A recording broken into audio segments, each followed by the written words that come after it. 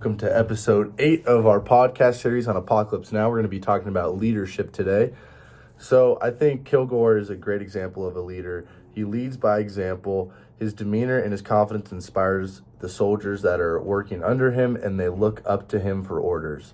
And I think Kilgore is a great example of what a good leader should look like. In chapter 12, in our Management 301 class, we discussed the traits to be a good leader. Those traits are emotional intelligence, drive, motivation, honesty, integrity, self-confidence, cognitive ability, knowledge of business, and charisma. And I feel like Kilgore shows all these traits throughout the movie. I also think Captain Willard shares a lot of these same traits with Lieutenant Colonel Kilgore.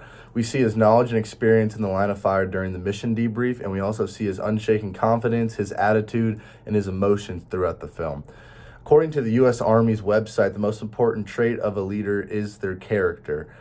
In quote, character is often demonstrated in how closely our actions, decisions, and relationships adhere to the Army's ethics and values.